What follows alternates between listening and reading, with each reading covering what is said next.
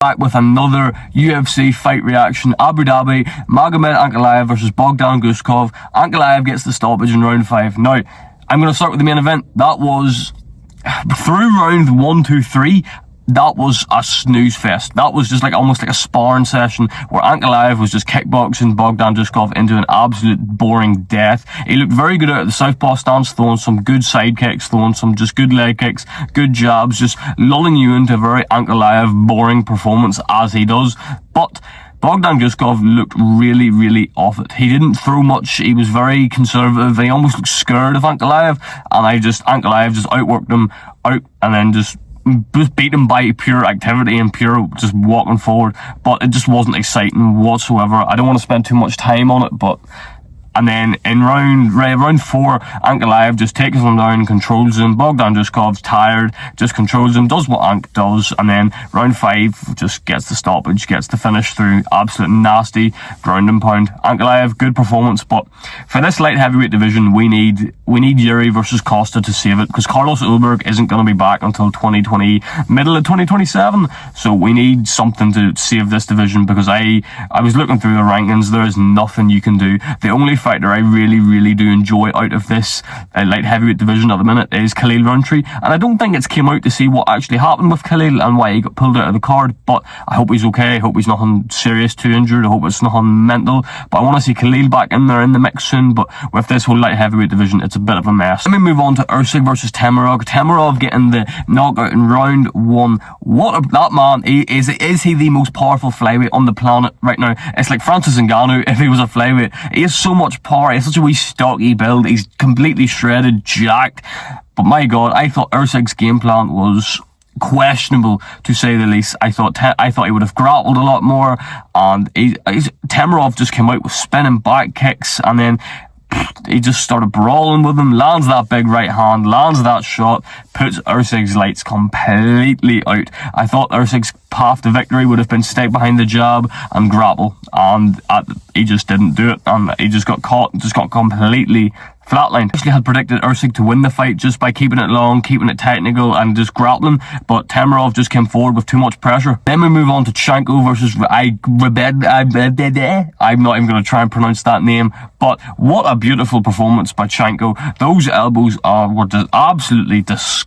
I have some notes here. Just nasty elbows. The one thing I noted down was nasty elbows, beautiful striking. Just Chanko looked a level above and just looked a step ahead the entire fight, and just was so technical. The man, he's a real problem for this lightweight division. He's insane, but I couldn't get over those elbows, and you seen straight away after he got off the cage, he was celebrating with those elbows. Like, that man knows how dangerous and how nasty they were. Also need to talk about those front kicks from Chanko. He was mixing them high, he was mixing them low, but some of the ones that landed to the head were disgusting, and Rebetsky he just got completely butchered, completely bloodied up. It was his first loss. I want to see him. He looked technical, he looked good, and I thought everybody going into the fight was predicting Chanko to be an absolute masterclass and to be just completely a step ahead. I think Rebetsky just shown a good performance for himself and conducted himself in a very good way, but I think Chanko,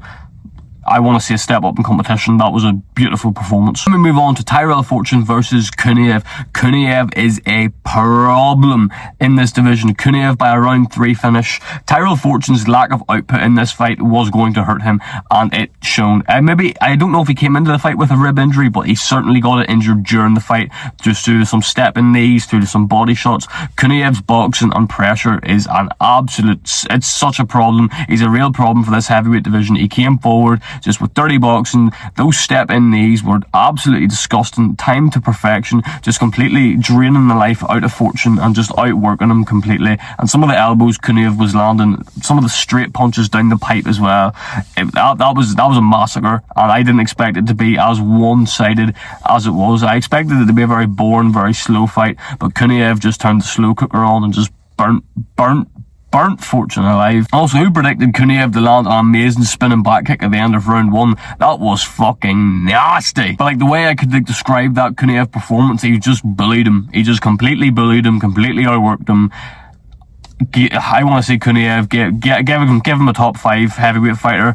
I need to look and see what way the landscape of that division is playing out. I haven't even looked at it at the minute, but he needs to step up the competition, absolutely. But Kuniev, fair play to you, sir. Jacoby versus Saidov. I cannot pronounce his first name. Anyway, Saidov by a second round head kick. That reminded me of a completely Donald Cowboy Cerrone. Just the head kick at the end of the combination, landing up top, just being completely disgusting. What a performance. And just, it was a beautiful fight. Like, I have it here. Oh my, yeah, completely. Saidov's kicks, he just looked so quick. That was the one thing I really did take away from the fight. Saidov just looked so quick. He just looked like, he did just look too quick for Dustin Jacoby. Jacoby just looked a wee bit slower, and then Saidov just completely, just was able just to beat Jacoby to the punch and to the kick, just purely from speed. And then whenever that head kick landed, lights out. We move on to Ponzinibbio versus Patterson. That is one of the best use of a jab straight I have ever seen by Sam Patterson. He was just so electric. He was just, it was almost as if he was just playing UFC, just spamming jab straights, and got the second round knockout. But in the first round, he was just kind of staying long, staying technical, staying behind the jab, and then as soon as he put that straight behind it, it was just lights out for Ponzinibbio. I want to see Ponzinibbio retire, but Sam Patterson, it was a brilliant performance. I think Sam Patterson was fighting a very dangerous fight in the first round, almost kind of brawling with Ponzinibbio and staying in the pocket for a wee bit too long. But he was landing some good front kicks. Which accumulated the damage onto Ponzinibbio's body. And I thought his movement was very good, in the sense of he was just kind of almost using his hips to move his head back and dodge a few shots. It was just a good performance by Sam Patterson, and there was a few shots where I thought, Jesus, these could have knocked Sam out, because Ponzinibbio got very, very close. Then we move on to Sola versus Bonfim. Sola by a round 1 submission, Darce choke.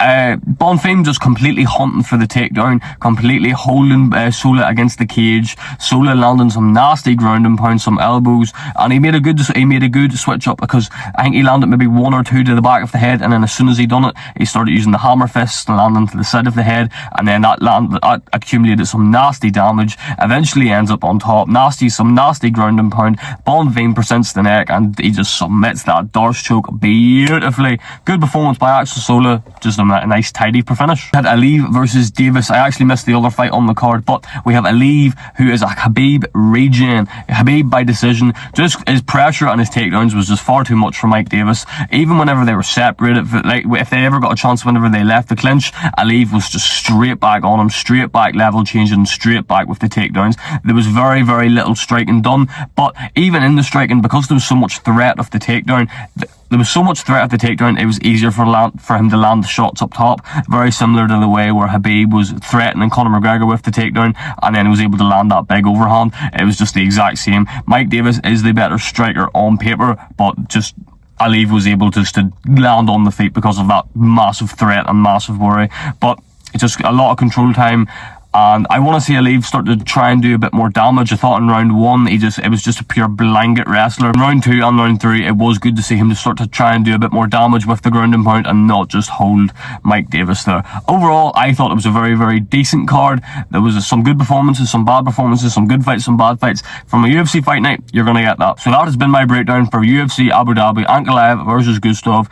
We have UFC again next weekend, so we are going to be back here with predictions and probably a breakdown after it. So stay tuned. We have a lot more MMA content coming, we have a lot more football content coming, and we have a lot more gym content coming. Stay tuned. I love yous and leave yous. Have a good one.